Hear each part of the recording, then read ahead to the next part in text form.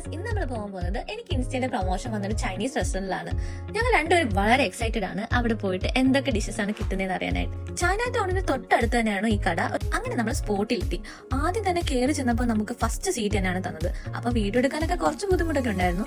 പിന്നെ അവർ നമുക്ക് കുറെ ഡിഷസ് കൊണ്ടുവന്നു. അതൊക്കെ എങ്ങനെ കഴിക്കണം എന്ന് പോലും അറിയില്ലായിരുന്നു. പിന്നെ കഷ്ടപ്പെട്ട് എന്തൊക്കെയോ ചെയ്ത് കുറെയൊക്കെ കഴിച്ചു. പക്ഷെ എല്ലാം നല്ല ടേസ്റ്റ് ഒക്കെ ഉണ്ടായിരുന്നു. ഒരു വെറൈറ്റി ടേസ്റ്റ്, ഇതുവരെ കഴിച്ചിട്ടില്ലാത്ത പോലെ. പിന്നെ ചൈനീസ് ഡിഷ് ആയിട്ട് കഴിക്കാൻ നല്ല എക്സൈറ്റ്മെന്റ് ഉണ്ടായിരുന്നു. എന്നിട്ട് ഒരു 1-2 മണിക്കൂറിനുള്ളിൽ അവരുടെ ഇടയിൽ നിന്നുകൊണ്ട് തന്നെ ഞങ്ങൾ ആ വീഡിയോ സെറ്റാക്കി എടുത്തു ഒരു വിധം. അത് കഴിഞ്ഞിട്ട് നമ്മൾ എന്തായാലും ടിക്കറ്റ് എടുത്ത് ഇവിടെ വന്നതല്ലേ, എന്തെങ്കിലും അവിടെയുള്ള സ്ഥലങ്ങളൊക്കെ എക്സ്പ്ലോർ ചെയ്യാനായിട്ട് ആദ്യം നമ്മൾ ചൈന ടൗണിലേക്ക് പോയി. പിന്നെ അവിടെ വായിൽ പറക്കുന്ന നൂഡിൽസ് കണ്ടു. എന്ത് കണ്ടാലും അതിന് മുന്നിൽ നിന്ന് പിക്ക് എടുക്കുക എന്നുള്ളത് എൻ്റെ ഒരു ഹോബിയാണ്. പിന്നെ ടോയ്സ് എന്റെ വീക്ക്നെസ് ആണ്. അങ്ങനെ ഒരു ടോയ് ഷോപ്പിലാണ് നമ്മൾ അടുത്തതേക്ക് വരുന്നത്.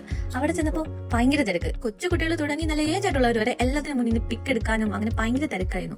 എന്നാലും പറ്റുന്ന സ്ഥലത്തൊക്കെ ഇടിച്ചു കയറി ഒരുവിധം പിക്കൊക്കെ എടുത്ത് ഒരുവിധം ഒക്കെ കണ്ടു. ഒന്നും വാങ്ങുന്നില്ലെങ്കിലും ചുമ്മാ ഇങ്ങനെ കണ്ടോണ്ട് നടക്കാൻ തന്നെ വളരെ നല്ല ഭംഗിയുണ്ടായിരുന്നു. അടുത്തതായി നമ്മൾ കയറുന്നത് M&M എന്ന് പറയുന്ന ഒരു മുട്ടായുടെ കടയിലാണ്. നമ്മുടെ ജംസ് ഒക്കെ പോലെയുള്ള ഒരു മുട്ടായി കടയിൽ. അവിടെ കയറി ചുമ്മാ പിക്കൊക്കെ എടുത്തിട്ട് അടുത്ത കടയിൽ കയറി. എല്ലാ കടയും ചുമ്മാ കയറി ഇറങ്ങും, ഒന്നും വാങ്ങുന്നില്ല. അവിടെ ചെന്നപ്പോൾ എല്ലാം നമ്മുടെ ഹാരി പോട്ടർ ഫാൻസിന് ഉറപ്പായും ഇഷ്ടപ്പെടുന്ന പോലത്തെ ഒരു കടയിൽ കയറി. ഹാരി പോട്ടർ സാധനങ്ങളെല്ലാം ഇവിടെ തന്നെ കിട്ടും. അങ്ങനെ ഞങ്ങൾ അതെല്ലാം എക്സ്പ്ലോർ ചെയ്ത് നല്ല രസമുണ്ടായിരുന്നു വെറുതെ കറങ്ങി നടക്കാനായിട്ട്.